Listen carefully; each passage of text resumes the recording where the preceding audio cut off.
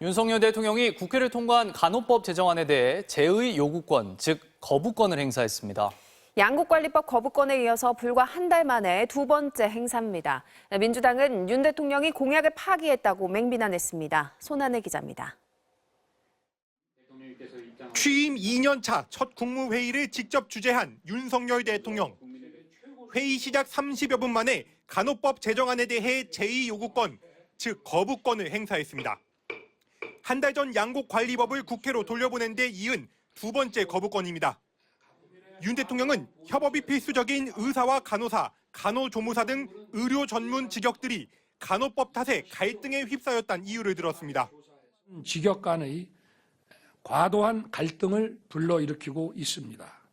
또 간호 업무의 탈의료기관화는 국민들의 건강에 대한 불안감을 초래하고 있습니다. 국회에서 국민의힘 의원 대다수가 퇴장한 채 야당 주도로 간호법을 처리한 데 대해서도 불만을 드러냈습니다. 사회적 갈등과 불안감이 직역 간 충분한 협의와 국회의 충분한 수기 과정에서 해소되지 못한 점이 많이 아쉽습니다. 국민의힘은 간호법 제의 요구를 불가피하고 당연한 선택이라고 옹호하면서도 간호사들의 집단 반발을 의식한 듯 간호사 처우법을 대안으로 야당과 계속 협의하겠다고 밝혔습니다. 양당 간의 법안 관련해서 논의를 어떻게 할 것인지 이런 것들은 민주당 원내 지도부하고 교감을 해보겠습니다. 민주당은 대통령실을 항의 방문했습니다. 또 윤 대통령을 향해 자신의 공약을 거부한 유일한 대통령이라며 대국민 사죄부터 하라고 맹비난했습니다. 헌정 질서를 파괴하고 주권자를 무시하는 약속 파기 정치 이런 건 있어서는 안 됩니다. 국민에게 공약 파기에 대해서 사죄해야 합니다. 국회로 돌아온 간호법이 다시 본회의를 통과하기 위해선 출석 의원 3분의 2가 찬성해야 하는데 야권 의석 전체에 간호사 출신인 국민의힘 최연숙 의원을 합쳐도 이에 미치지 못합니다. MBC 뉴스 손한혜입니다. 강릉 35.5도, 속초 34.4도, 어제 한낮 기온이었습니다. 5월 중순 기온으로는 역대 최고였는데요. 오늘도 내륙과 동해안 지역에 불볕더위가 계속되겠습니다. 윤상문 기자입니다. 시원한 바다가 펼쳐진 강릉 경포해수욕장. 때이른 불볕더위에 너도 나도 바닷물에 발을 담급니다. 바다에 뛰어들어 더위를 식히는 사람들도 있습니다. 가만히만 있어도 목이 뜨거울 정도로 뜨겁고 백사장에 들어가니까 엄청 뜨겁지만 바다에 들어가니까 시원하면서 좋았어요. 모터보트를 타고 바람을 가르며 달려도 잠시뿐. 가만히 서 있으면 얼굴에는 금세 땀방울이 맺힙니다. 몸이 진짜 익어가는 느낌이 들고 이렇게 머리 만지면 진짜 뜨거워요. 서울 도심에서도 더 이상 분수가 차갑게 느껴지지 않았습니다. 아이들은 솟아오르는 물이 반가웠고 분수 터널은 잠시나마 더위를 식혀줬습니다. 덥다고 해서 뭐 반팔도 꺼내 입고 나왔는데도 너무 더워가지고 여기 분수대 앞에 자꾸 오게 되네요.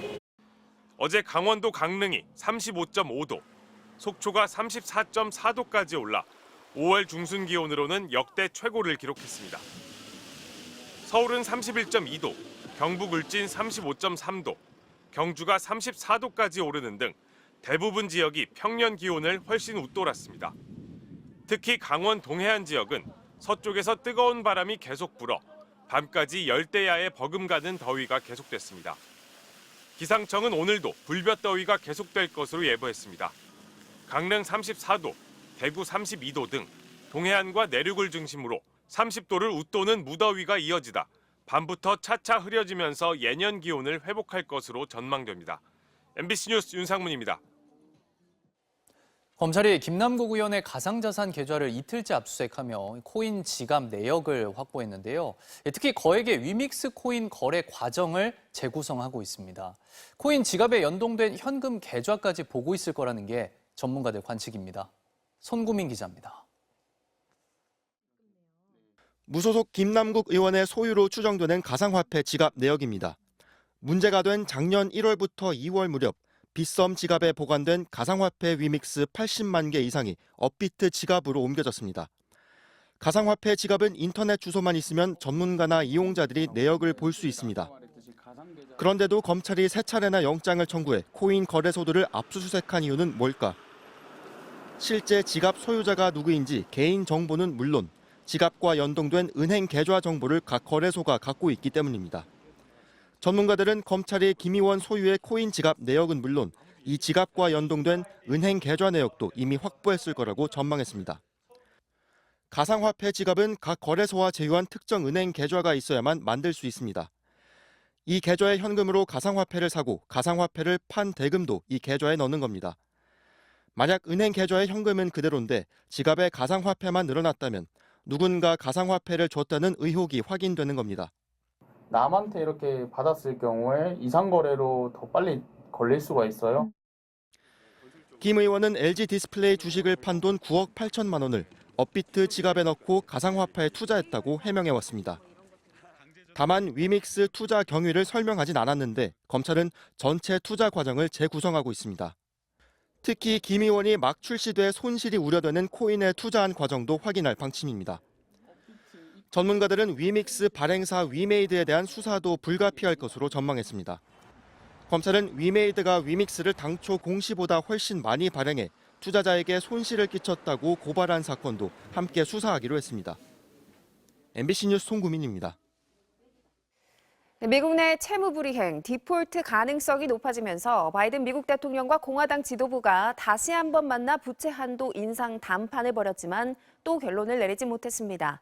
옐런 재무장관은 대공황 같은 침체를 경고했습니다. 워싱턴에서 왕종명 특파원입니다.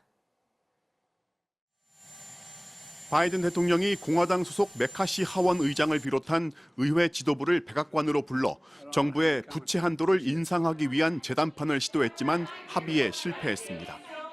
양측 모두 부채 한도 인상에는 동의하지만 공화당은 대신 정부 지출도 함께 감축하라고 요구해 왔는데 그 간극을 좁히지 못한 겁니다.